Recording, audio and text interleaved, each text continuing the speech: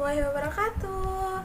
Perkenalkan, saya Ratila Rasani dari program studi S1 Farmasi Stikes Bakti Mandala Husada Slawi. Video kali ini berisi tentang tugas farmakologi yang berjudul Induksi Apoptosis Apoptosis Clotting Agents. Jadi, tonton terus ya videonya. Pada video kali ini, saya akan membahas 1. Pengertian apoptosis. 2. Fungsi apoptosis. 3. Tanda dan gejala apoptosis. 4. Penyebab apoptosis. 5. Kanker. 6. Gejala kanker. 7. Pengobatan kanker. 8. Antiproliferatif. 9. Gen yang mengontrol proliferasi sel. 10. Pengertian clotting agents. 11. Fungsi clotting agents. 12. Penggolongan clotting agents.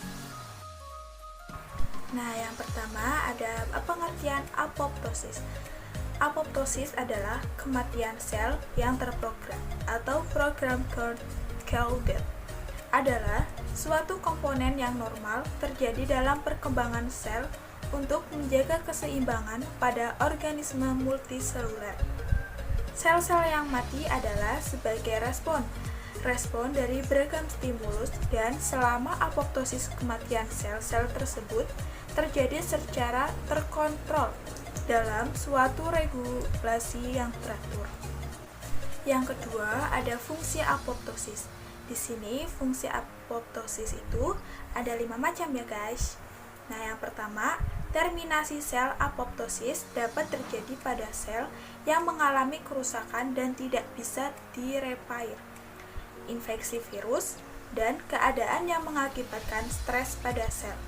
Yang kedua, mempertahankan homeostatis pada organisme dewasa. Jumlah sel dalam suatu organ atau jaringan harus berada dalam keadaan yang relatif konstan. Yang ketiga, perkembangan embrional. Kematian sel yang terprogram merupakan bagian dari perkembangan jaringan. Yang keempat, ada interaksi limfosit, perkembangan limfosit B dan limfosit T. Pada tubuh manusia merupakan suatu proses yang kompleks yang akan membuang sel-sel yang berpotensi menjadi rusak. Yang kelima, ada involusi hormonal pada usia dewasa. Apoptosis dapat terjadi misalnya pada pelepasan sel endometrium selama siklus menstruasi, regresi pada payudara setelah masa menyusui, dan atresia folliculoovarium pada menopause. Yang ketiga, ada tanda dan gejala apoptosis. Yang pertama, sel terlihat membulat. Nah, hal itu terjadi karena struktur protein yang menyusun cytoskeleton mengalami pemotongan oleh peptidase yang dikenal sebagai caspase. Caspase diaktifasi oleh mekanisme sel itu sendiri. Yang kedua, ada kromatin mengalami degradasi awal dan kondensasi. Yang ketiga, ada kromatin mengalami kondensasi lebih lanjut dan membentuk potongan-potongan padat pada membran inti. Yang keempat, ada membran inti terbelah-belah dan DNA yang berada di dalamnya terpotong-potong. Yang kelima, lapisan dalam dari membran sel, yaitu lapisan lipid fosfatidilserina, akan mencuat keluar dan dikenali oleh fagosit, dan kemudian sel mengalami fagositosis. Yang keenam, sel pecah menjadi beberapa bagian yang disebut badan apoptosis, yang kemudian difagositosis. Pembahasan yang keempat yaitu penyebab apoptosis. Yang pertama, selama proses pengembangan. Yang kedua, sebagai suatu mekanisme homeostatik untuk memelihara sel di jaringan. Yang ketiga, sebagai suatu mekanisme pertahanan seperti reaksi imun. Yang keempat, apabila sel-sel dihancurkan oleh penyakit atau agen-agen yang berbahaya. Yang kelima, proses penuaan. Pembahasan yang kelima yaitu kanker. Kanker adalah penyakit yang disebabkan oleh pertumbuhan sel abnormal yang tidak terkendali di dalam tubuh. Pertumbuhan sel abnormal ini dapat merusak sel normal di sekitarnya dan di bagian tubuh yang lain. Kanker merupakan penyebab kematian kedua, guys, terbanyak di seluruh dunia. Kanker sering menyebabkan kematian karena umumnya penyakit ini tidak menimbulkan gejala pada awal perkembangannya, sehingga baru terdeteksi dan diobati setelah mencapai stadium lanjut. Pembahasan selanjutnya yaitu yang keenam, gejala kanker. Gejala kanker itu ada 8. Yang pertama, muncul benjolan. Yang kedua, nyeri di salah satu bagian tubuh. Yang ketiga, pucat, lemas, dan cepat lelah. Yang keempat, penurunan berat badan yang drastis. Yang kelima, gangguan buang air besar dan buang air kecil.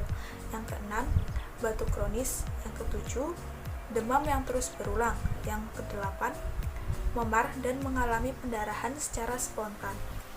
Pembahasan yang ketujuh yaitu pengobatan kanker.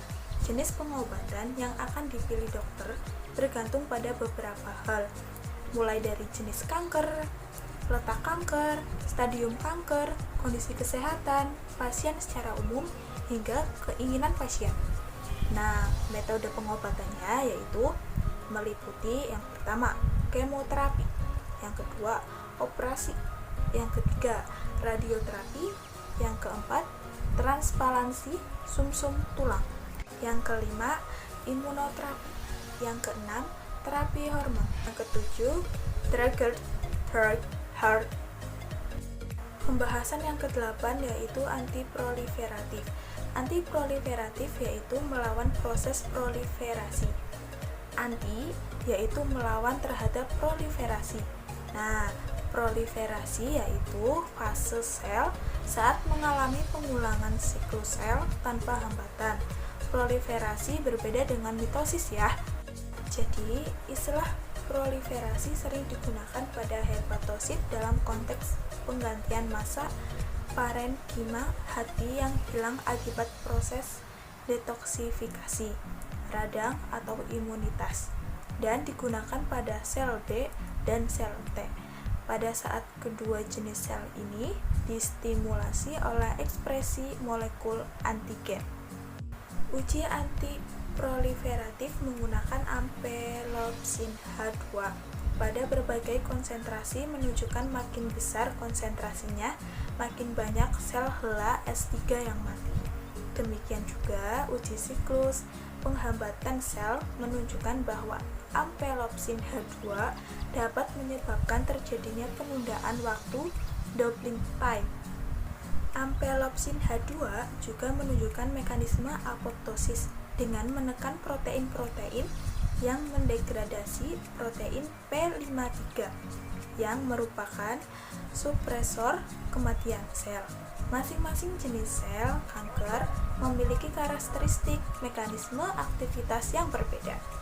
Oleh karena itu, penelitian tahun 2 akan melakukan uji aktivitas untuk mengetahui mekanisme molekuler sebagai antiproliferasi, apoptosis, dan siklus penghambatan senyawa ampelopsin H2 dan beberapa fraksi yang menunjukkan sitotoksisitas tinggi terhadap sel Raji. Di samping itu juga akan dilakukan uji aktivitas ampelopsin H2 terhadap sel vero atau sel normal untuk mengkaji keamanan senyawa tersebut apabila digunakan untuk pengobatan kanker. Selanjutnya pembahasan yang ke-9 yaitu gen yang mengontrol proliferasi sel. Yang pertama, gen yang bertanggung jawab selama fase perkembangan atau proton-kogen. Yang kedua, gen yang memproduksi protein spesifik untuk mengganti sel yang baru atau DNA repair gen. Yang ketiga, gen yang bertanggung jawab untuk proses apoptosis. Pembahasan yang ke-10 yaitu tentang pengertian Calling Agents.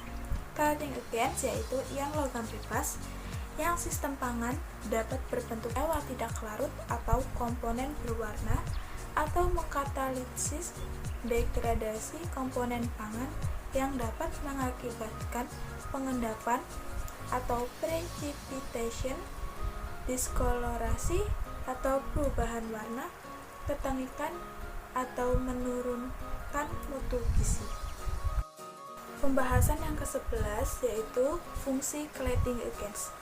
Yang pertama, menghilangkan efek yang tidak diinginkan atau perubahan min-hua dengan membentuk komponen stabil yang biasanya berbentuk kompleks larut air dengan ion logam bebas. Yang kedua, mengontrol pembebasan ion logam untuk bertujuan nutrisi. Yang ketiga, mengontrol pembentukan gel dari pengentalan.